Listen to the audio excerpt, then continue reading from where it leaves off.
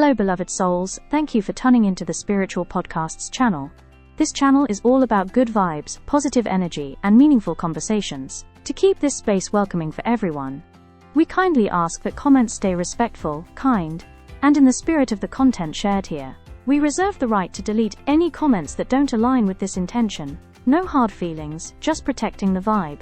Thanks for being here and spreading the light. Please be cautious of anyone claiming to represent Spiritual Podcast and asking you for money, donations, or personal information. We will never ask you for money through comments, messages, or DMs. All official updates and content come only from this channel. If you see suspicious activity, please report it immediately. Stay safe and thank you for being part of our community.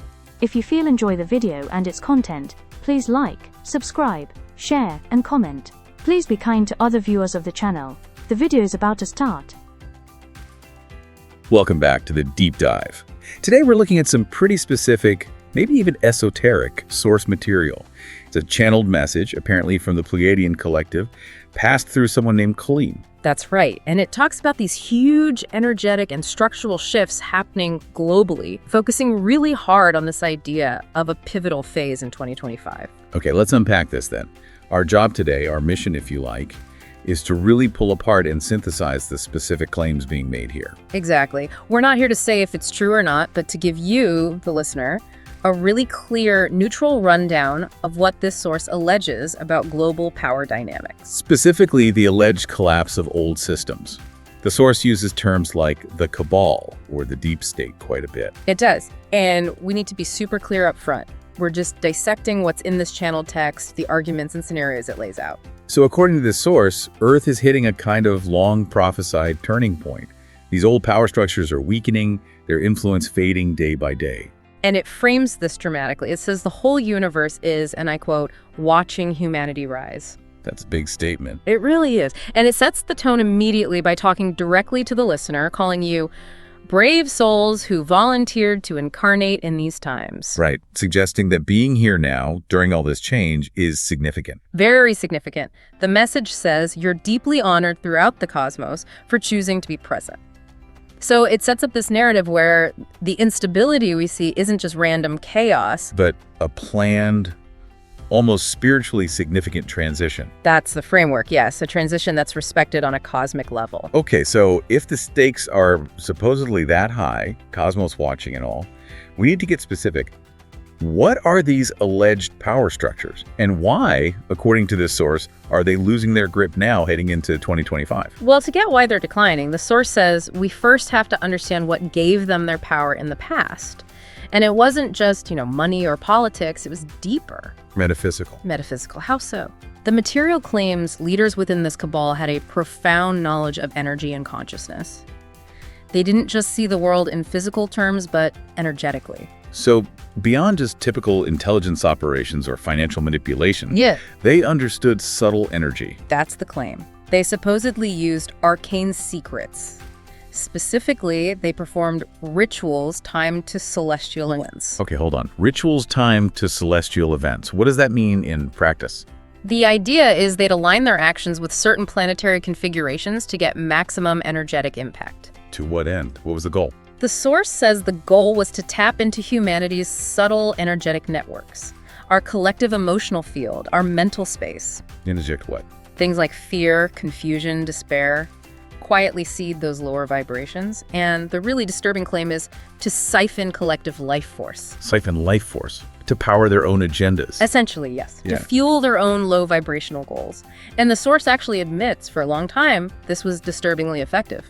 Wow. Okay, that paints a picture of some deep hidden influence running on a kind of cosmic clock. But if that was their ace in the hole, what's causing it to fail now?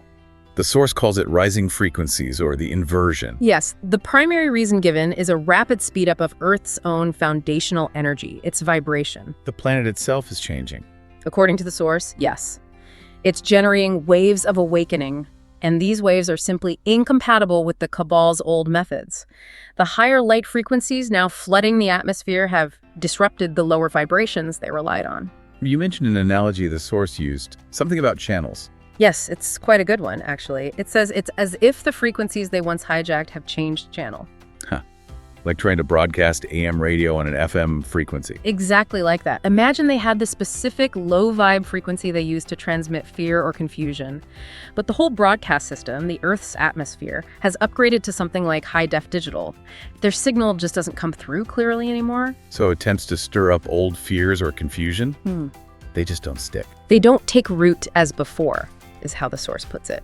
The energetic soil has changed. It rejects those low vibrational seeds. And that must directly impact their ability to plan, right? Yeah. Source mentions a loss of esoteric vision. If the channel's gone, what happens to their strategy? Well, they're basically flying blind, strategically speaking. The source claims that because they can't access those elevated, albeit darker, spiritual planes they use for intel and timing anymore, their vision has dimmed. Cut off from their dark intelligence source. That's the idea. They're cut off from whatever higher level negative guidance they relied on. And what does that look like on the ground? How does dimmed vision manifest in their actions? It looks like fumbling, reactive moves instead of proactive ones, a definite loss of nuance and depth in their planning. They keep falling back on the same old tricks, you know? Manufactured crises, fear campaigns. Stuff like that, yes. But these tricks are increasingly falling flat, or even worse for them, they backfire.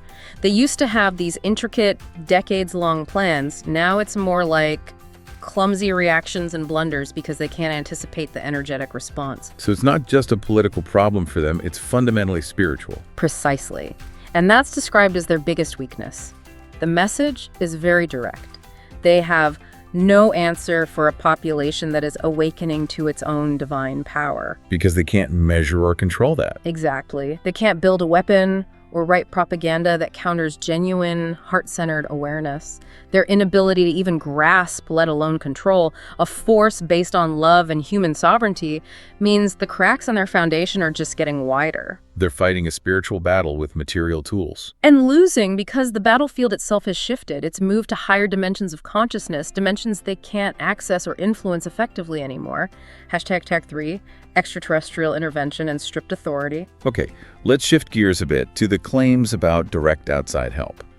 The source talks about extraterrestrial intervention leading to a severing of alliances. Now, this part might be tougher for some listeners to get their heads around. Who's supposedly being removed? And by whom? The source material gets pretty specific here. It alleges that various negative off-world groups, it actually names certain reptilian and Orion overlords who supposedly directed the Cabal's big picture agenda, have been dealt with. Dealt with how? Removed or forced to withdraw, it says, by forces of light. And these forces are mainly identified as the Galactic Federation of Light, often abbreviated as GFL. Okay, we should probably pause there. For anyone new to this kind of material, what exactly is the Galactic Federation of Light supposed to be in this context? Right, so within these types of channeled messages, the GFL is generally presented as a large, benevolent alliance of different star nations or species.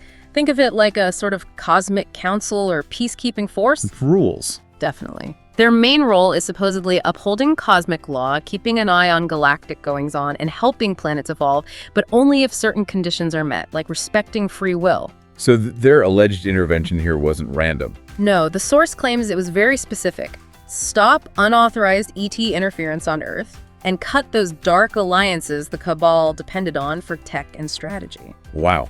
If that off-world support system is suddenly gone, yeah. What's the immediate impact supposed to be on the Cabal members here on Earth? A massive, immediate power vacuum. That's the term used. These operatives are suddenly left bereft of the potent backing they'd relied on, maybe for centuries. And what does that look like? Confusion. Utter confusion, according to the source. Those secret rituals or communication methods they used to get instructions from off-world, they now yield only silence, which explains why their operations apparently went from coordinated to chaotic. So what are the results of that chaos? What can be observed? A total loss of strategic coherence. Their plans become disjointed and short-sighted. The source describes chaos, infighting, and fractured plans breaking out within their ranks. They're left rudderless, basically, just reacting out of desperation using old playbooks because the central guiding intelligence, the foresight, is gone. Okay, but this brings up that big question about cosmic law you mentioned. We often hear that benevolent ETs have strict non-interference rules. How does the source explain the GFL stepping in so directly? That's a really key point, and the Pleiadian message addresses it head-on. It argues that intervention is allowed in this case because the previous negative interference, the domination and exploitation by those off-world groups in the Cabal, was already violating fundamental decrees of cosmic law. So the GFL intervention is framed as restoring balance, not initiating interference. Exactly. It's presented as a corrective action against existing illegal, in a cosmic sense, interference that suppressed free will. But there's more to it than just cosmic legality, right? Yeah. You mentioned human agency. Yes, and this is crucial. The intervention wasn't just imposed on humanity, it was empowered by humanity, by the unified will of people waking up. How so? Every prayer for freedom, every group meditation focused on liberation, every single heartfelt intention for truth sent out by people collectively. It all added up. The source calls it a chorus that the universe cannot ignore. So enough people asking for help, essentially. Asking for liberation, for sovereignty, yeah. This mass, high-vibration request from humanity acted like the necessary permission slip under universal law. It allowed these benevolent forces to step in and help restore balance without violating free will on a planetary scale. So the Federation acted because humanity, or a significant part of it, collectively gave the green light to remove the unwanted interference, a kind of cosmic legal loophole based on consent. That's precisely the claim, and the result, the source says, is like an energetic shield around Earth being established, neutralizing further undue interference. It suggests the awakened collective's unified will has become Earth's best defense system. #IV. The starseed effect and internal collapse. Let's drill down now on the internal force that supposedly empowered this intervention. The Lightworkers, the starseeds. The source says the Cabal made a huge mistake in how they viewed this group. What was that mistake? It goes back to that spiritual blindness we talked about. They operate purely on a material level, right? So they just couldn't grasp the true power of awakened consciousness. They grossly underestimate the spiritual fortitude of these individuals. How does the source explain that underestimation? It says they look at the heart as just an organ, a pump. They can't comprehend the heart center as a multi-dimensional gateway capable of channeling sacred currents. They literally don't have the framework to understand spiritual power. And if you don't understand the heart, you can't predict how people centered in their heart will react to fear tactics. Exactly. And this leads to this great irony the source highlights.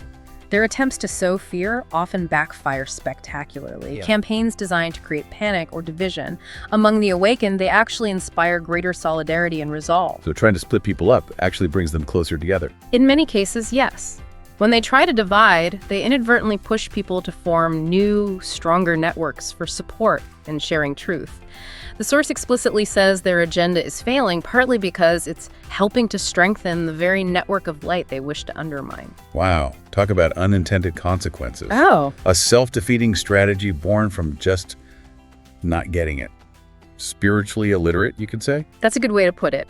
But it's not just metaphysical setbacks. The source gives some pretty concrete, even quantitative details about their losses on the physical plane too. Financial and material attrition. Okay, what kind of details? This is where the claims meet the ground. Right. The source alleges that because both the loss of that off-world support and coordinated actions by light forces here on Earth, a lot of their physical assets, including certain advanced weaponry and vast financial reserves, have been quietly neutralized or cut off. Neutralized or cut off, that sounds significant. Yeah. Is there a scale mentioned? Yes, and this is a pretty specific claim. The Cabal's overall monetary and resource base has apparently been reduced by more than half of what it used to be, and it's still shrinking. More than half. 50% or more gone. That's catastrophic for any organization. Absolutely. Think about what that means practically, according to the source. It cripples their ability to fund large-scale operations. Like what?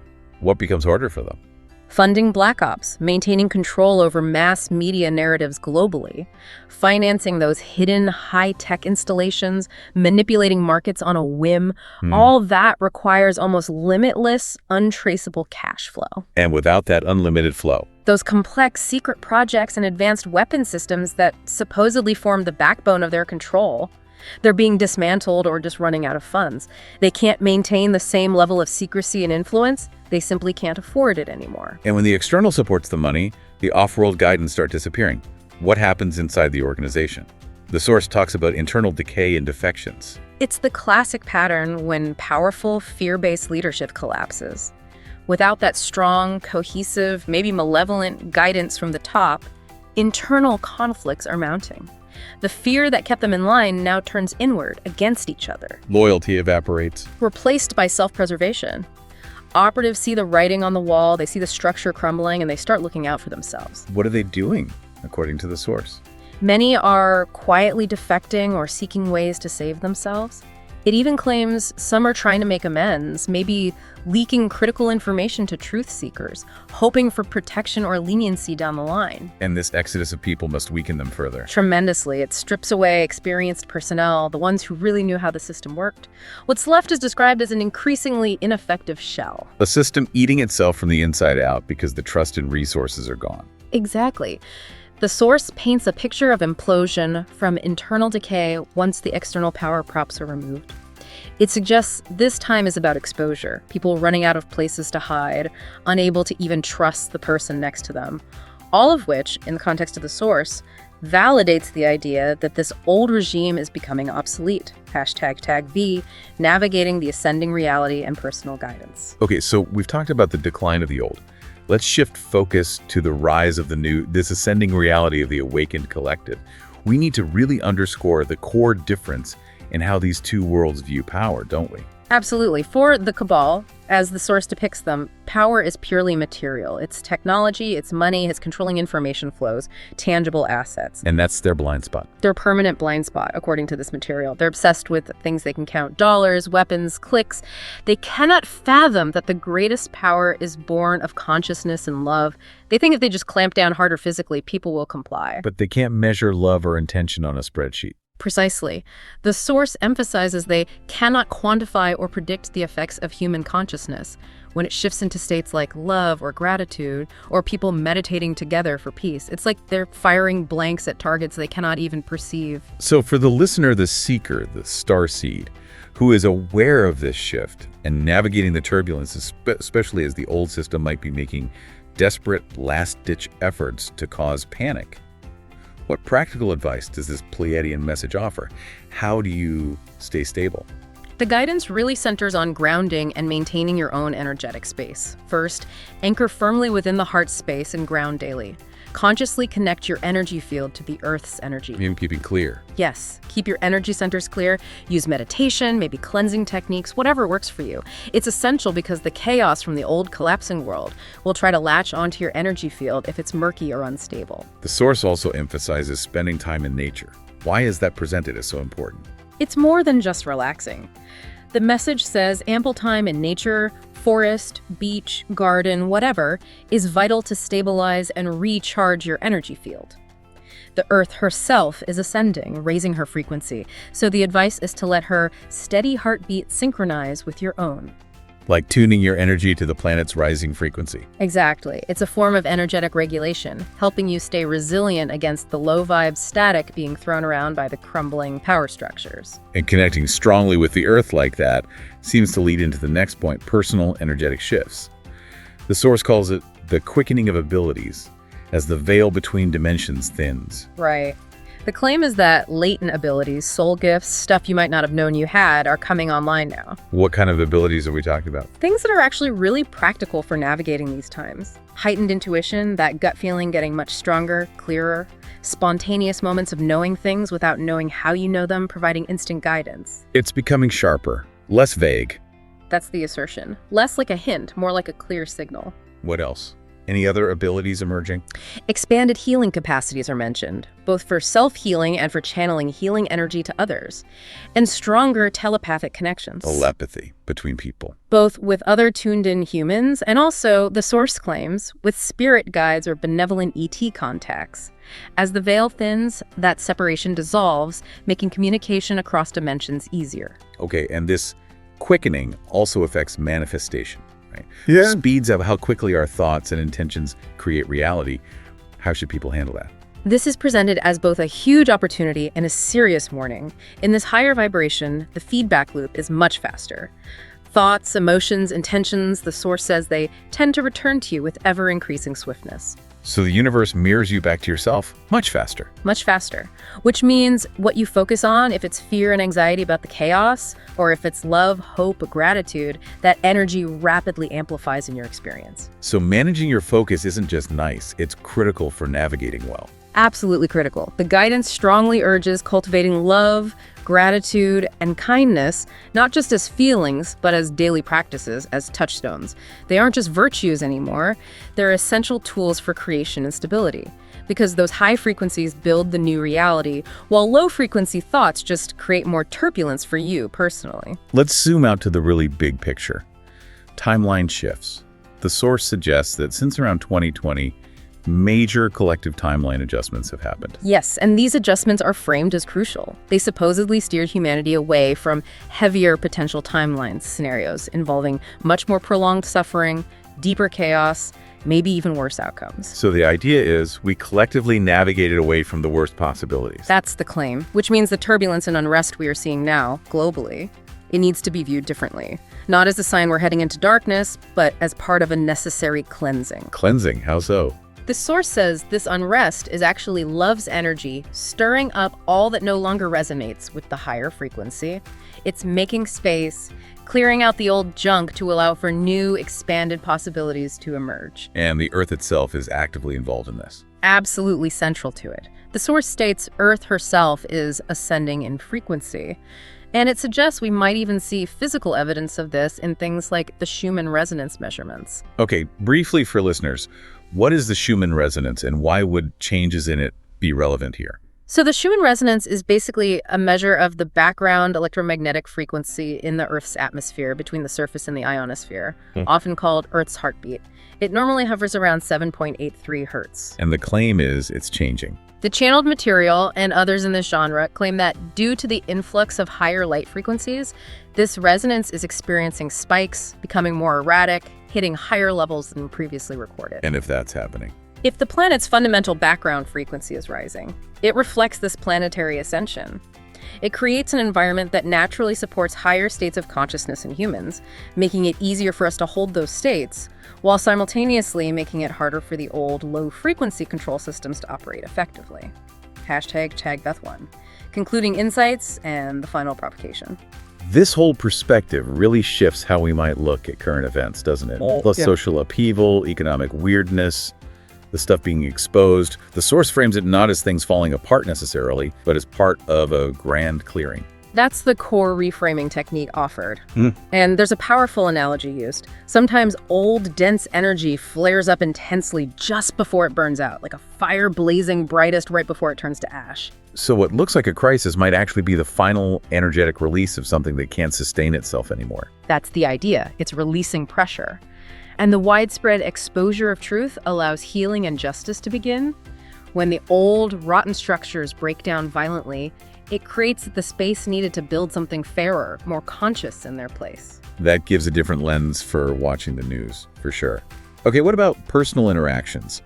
How does the message advise someone who resonates with this information to interact with friends, family, colleagues who just aren't there yet, who aren't awake to this perspective? You can't drag someone onto a timeline they're not ready for, can you? No, absolutely not.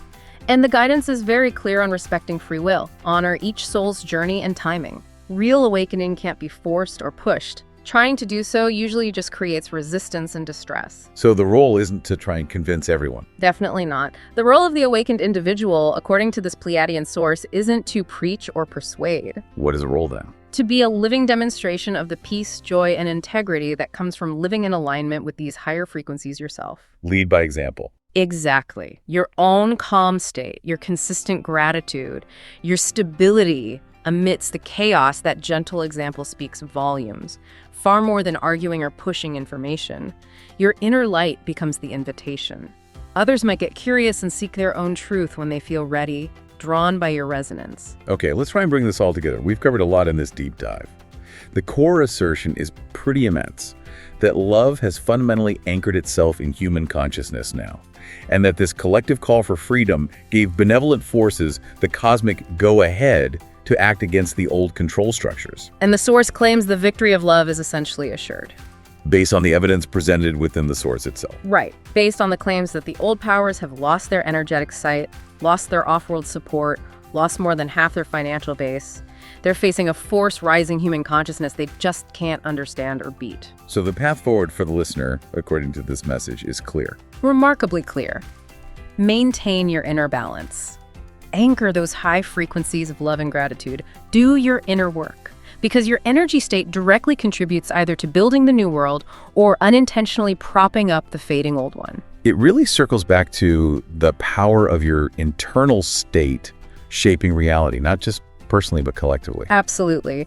The creative energies of the universe, the source insists, respond directly to our sincere, love-filled visions. Your dreams, your prayers, your heartfelt intentions for a better world, they're not just wishful thinking, they are actively laying down the energetic blueprint for the bright future unfolding. You're not just watching it happen, you're co-creating it. You're the architects, the midwives of this new reality. That's the empowerment offered. Which brings us to a final thought, a question perhaps for you, the listener, to really sit with after exploring all these deep claims.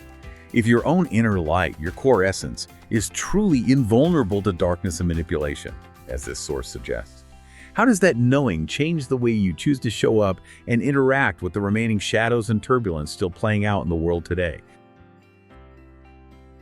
Thank you so much for tuning in. I appreciate your time, and I look forward to sharing more with you soon. Until next time, take care and have a wonderful and blessed day.